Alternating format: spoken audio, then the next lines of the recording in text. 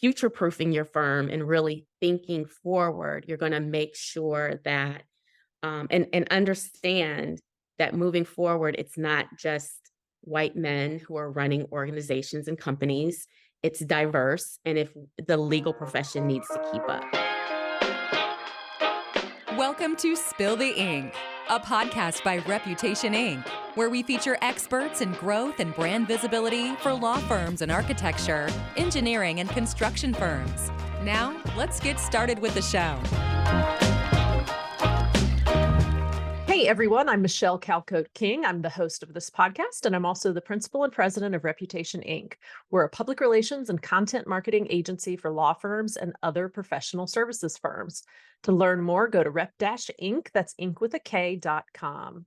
So today we're going to be talking about diversity and inclusion in the legal industry. And as many of you know, in this industry, it's not really known for its diversity and inclusion historically, but there's a lot happening to change that. But to give you a snapshot, there's about 1.3 million active lawyers in the U.S. and about 81% of those are white. So there's a lot of room for improvement in this industry, and it's a critical industry to have diversity, equity, and inclusion there. So, and these DEI initiatives are increasing in quantity and quality across the legal sector. There's a long way to go. So I'm really excited to have a known expert in this area join us today. Lee Watts is joining us. She's the Director of Diversity, Equity, and Inclusion at Bass, Berry & Sims. She's been in the legal industry for 20 years. I'm very lucky to serve with her on the Legal Marketing Association Southeast Board. And she's also was the Chief Marketing Officer at a very large firm for many years. So welcome. Thank you. Thank you so much for having me. It's so funny because we've worked together in some capacity, and now I'm actually a guest on your podcast. So I'm very honored and privileged to be here. Yeah, I'm excited to talk to you about it. And I think you have a great perspective from having been a CMO at a big firm for many years, and really kind of that balance of the two roles. So let's start. If you can tell me about, this is a new role for you, this DEI role. Tell me about it and what your role is there and what you're aiming to accomplish. Yes. So ironically, I'm not sure I actually saw myself going into a role like this, and quite frankly, wasn't sure how qualified I would be. However, now that I'm in the role and I understand what the charge of the role is and the purpose, I feel like my background has been perfect to lead me into this. Yeah. And part of it is the really collaborating with all parts of the firm to make sure diversity, equity, and inclusion is part of the conversation, and that we're looking at every aspect of the firm through a DEI lens. And so working in marketing, business development at another law firm where I was in all types and all corners and different tables of the firm, I understand how the firm makes money. I understand how the firm works, that kind of thing. And so I'm able to bring that perspective into this DEI role. So that is what my job description is really right now, is really to bring DEI to the table, as many tables of the firm, and really create a strategic plan for DEI at Bass, Berry & Sims. Love that. So, in your view, how has DEI changed over the years? I mean, obviously, from not even being a conversation at all to being Right. a big conversation, but what are some other ways it's changed? I think it's changed from because even in my previous roles in marketing and business development, DEI was kind of like it was, like it was a line item. And it's gone from filling out surveys and providing numbers to, again, more of a strategy, a differentiator, a competitive advantage, a point in retaining talent and developing talent. So it's really been helping with the business model of a firm. So that's Yeah. balancing it. Well, and that we had a program, I think was it earlier this year? This year's kind of getting away from me, but where we looked at the intersection of marketing and DEI. I'd love to understand how you see, as a brand strategist and marketer, how DEI influences a law firm's brand and reputation.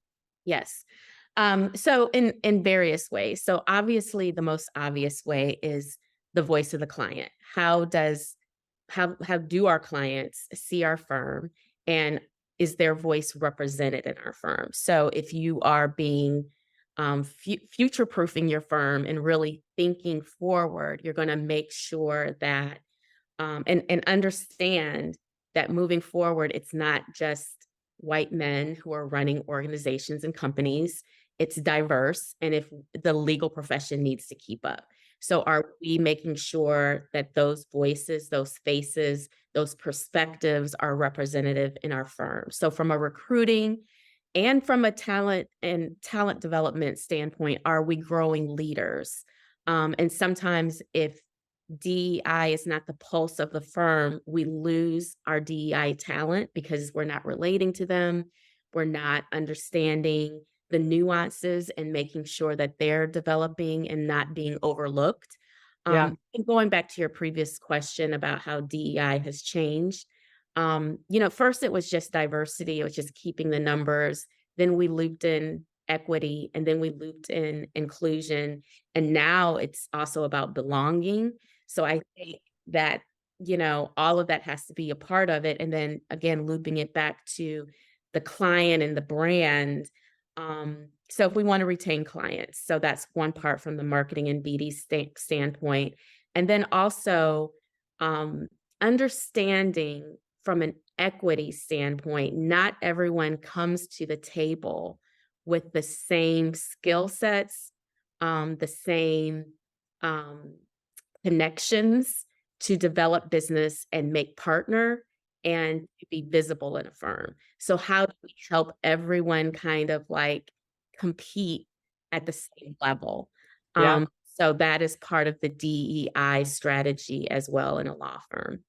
Yeah. Make That's leader, great. you know. Yeah, that addition of belonging is new, and I love to see it. So you presented at the recent LMA regional Southeast Regional Conference about using your own circle of influence to be a DEI advocate, and I'd love for you to share some of your kind of key takeaways from that session, and how one can. What are some actionable things people can do to use their own circle of influence? Yes. So I love that session. It was so like lots of quick tidbits and that I hope everyone was able to take some things away from. So a few things that really stood out. Let's just start with some basic things with events. So fortunately or unfortunately, a lot of marketing professionals are involved in event planning. Yeah. And from the development of the graphics to how we plan out menus to looking at dates that don't offend people because you're planning it on one of the Right. holidays, to even accessibility. Are we asking people from a visual standpoint, from a hearing standpoint, do they feel safe? Are they getting their needs met? So thinking about all those aspects, if we want a DEI culture at our firm, like always just making it part of the conversation because we're always thinking about how are other people experiencing us. The other aspects that I really love of how we can loop DEI into our lens and everyone can be part of it is really understanding how we might be able to collaborate with clients. If we are working on a BD plan, a perspective, a pitch, a RFP, even if they didn't ask the question, have we gone to their website? Have we researched to see if this is important to them? So from a competitive standpoint, can we find a way to be sticky with that client and do some type of DEI project together or Yeah. recruit together or a fellowship together or something like that? So thinking about that as well. Also, again, from a DEI perspective, if you're a BD person, maybe you have a woman, a Hispanic attorney that may not feel seen or visible. How can we help bring more visibility to them? How can we pitch them for other articles or quotes and speaking engagements? How can we find lists and awards that they can be part of? Because part of it is just how can you know lawyers are talented, they're smart, can't get away from that.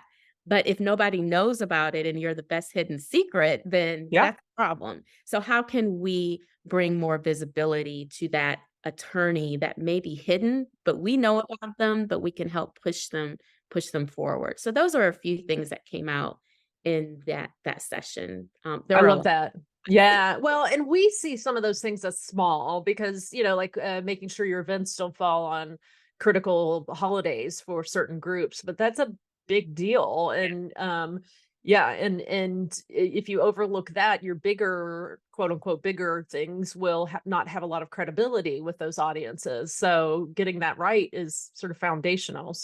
Yes. So I love that kind of advice. Let's talk about some of these lawsuits that have come out targeting diversity programs. How do you see them impacting how firms structure and market their DEI initiatives? So, just from doing some research and also just my informal research, talking to other people in the market, surprisingly, because I was freaking out, Yeah, but same. Yeah. surprisingly, a lot of people are saying, a lot of firms are saying, we're still committed and we're going to double down on some of the things that we're doing. But I think people are reviewing the language, really making sure we're opening up the language and being more creative, but fair with we're offering different fellowships and scholarships and things like that for. So I think it's just forcing DEI professionals and law firms to really get more creative and think in a different way. And I think that's Yeah. good. So Yeah. yeah. Yeah. Yeah. I kind of see that. I've been following it. When I first sort of saw a couple of news stories, I thought, oh my goodness. Yeah. Yeah. But it's great to see. I don't see a slowdown in law firms talking about diversity, putting these programs out. So which is great. So let's talk about what your firm specifically does to improve its DEI. And a couple of things when we were researching stood out. For example, your educational partnerships with some of these universities. Can you talk to me about that and what do these programs aim to achieve? Yes. So I will say as a side note to this that I am literally dead smack in the middle of kind of rewriting our DEI plan. Yeah. So some of the things that may come up, I'm either highlighting and doubling down on, or some may kind of go away, not go away, but Yeah. I won't focus on as much. But the educational piece is really critical because we want to be attractive and we want to compete and bring the best talent we can Yeah. to the firm, whether it's diverse or non-diverse. And we want to and I shouldn't say diverse or non-diverse because one of the key things I'm really working on as a strategy is to get our language right. uh, systematic changes in a any organization is Yeah. critical. Language is important. Language Absolutely. is important. So, underrepresented attorneys or law students, we want to make sure that they feel like they can get the support that they need, that they know us, like us. We know that marketing, know, like, and trust is Yeah. critical. So part of that is yes, joining with law firms, making sure they know the brand, they know that we're here, and that we're bringing value to them, just like we would for a client, Yeah. and so we're being Absolutely. strategic about that. Yes. Let's talk about the other programs I wanted to talk to you about is the Mansfield Rule, and also I saw that y'all are a member of the law firm Anti-Racism Alliance. And Yeah. I'll be completely frank, I hadn't heard of the law firm Anti-Racism Alliance, so I'd obviously heard about Mansfield, but can you tell me about those two organizations, especially the one I don't know about, just because I'm curious about it. I haven't done a lot with the Anti-Racism Alliance yet, but it is part of, again, just looking at our policies, what we're doing, making sure that we're not doing things that we're unaware that could be blocking. and not providing the best experiences for attorneys. So it's really just, again, looking at our policies, looking at how we're operating, looking and taking a stand and saying we are committed to being intentional about opening up doors and making sure that we're being inclusive to all people. So and then, of course, we know a lot about the Mansfield rule. We're so happy that we're officially a part of that, and Great. we made it. And so we're moving forward into another year and really looking at all of our policies, how we recruit, looking at our numbers. And I think it's important to also say, I heard a quote the other day about data never changed someone's mind. Mm, Storytelling does. yeah. And so Yeah. I think Mansfield helps us with the data, and I think your job, my job, Yeah. others, putting the stories with the data is what really creates change. So 100%. thankful Yeah. for Mansfield and helping us keep up with the data, and then our jobs in helping to tell the story. Yeah, that's a really good point. You need the data, but you've got to be able to take it and tell the story of the data in a way that actually gets people to understand what it means and how it has impact on the firm, that kind of thing. And the other thing I read about were your 6 affinity groups for different minority populations. Tell me about those. Yes. So we have the affinity groups. They meet. Each of them has kind of a different, flavor to it, which is great. And have different initiatives and things that are important to them. Part of the strategy moving forward is a little bit of a relaunch of those groups and making sure, to some degree, there are some things that are all we're all on the same page with. We are part of one organization, so making sure that I'm helping them shine and be the best that they can be. Mm, And part of that is, fortunately or unfortunately, we all know this, attorneys are there to bill hours. So they're not expected to make agendas and do all these event planning for their organization, for their affinity groups or any committee that they're on. So I have to come in, or my team, and make sure that we help them do those things so that they can succeed. We want affinity groups to help be part of the recruiting differentiator. yeah. I heard someone say this and I thought it was brilliant, that because I also heard someone say, like, affinity groups can be exclusive, right? Like, getting these, and then I heard someone else say, but affinity groups can be compared to a sorority or a fraternity on a really big campus. It's Right. not that we're trying to not be part of that campus and that university, but sometimes you just need a smaller group to kind of come and check in with, Yeah. to find your tribe and find your people. So we wanna make sure, again, from a recruiting standpoint, from a retention standpoint, you have that safe space. And so Yeah. all of those affinity groups, that's kind of the goal of those. Yeah, I could see. Not yet. I'm not a DEI expert at all, but I could see how that would be kind of critical to the belonging aspect. Yeah. So when you are an underrepresented group, finding other people who feel like home a little bit to you in this new place would be critical to your ability to kind of advance and feel like you belong. Um, well, let's talk. So if you could leave our listeners with one thought, and this is always such a big question to ask, but I like to ask it. So, DEI is your new role, and if there are people out there wanting to learn more, what do you want them to take away from this conversation? Mm, that's a good question. I know. Got it. Throw the big one at the end there. Sorry. I think the big piece to take away is, I think going back to some of the systemic changes that have to happen, and language matters, really reviewing the language from a marketing standpoint, from just an internal standpoint. And then secondly, everyone is part of the DEI program because we're all diverse. It's not Yeah. just ethnicity, it's not gender, it's not your sexual orientation. It could be how you grew up, if you're first generation,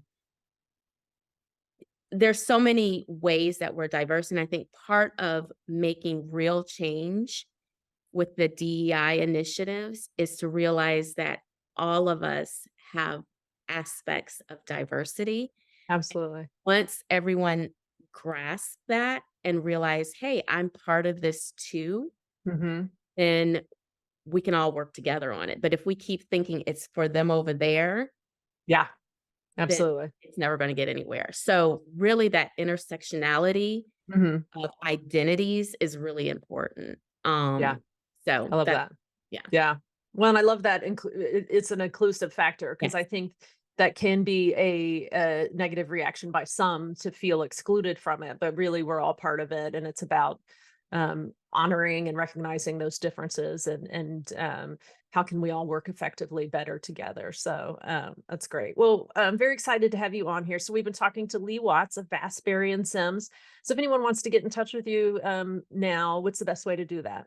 Well, you know what? Let's just stick with LinkedIn. LinkedIn, yeah, that's the place, right? Mhm. Lee Ashby Watts on at Awesome. LinkedIn. Yes. Yes. Well, thank you so much. Thank you. Thanks for having me. Thanks for listening to Spill the Ink, a podcast by Reputation Inc. We'll see you again next time, and be sure to click subscribe to get future episodes.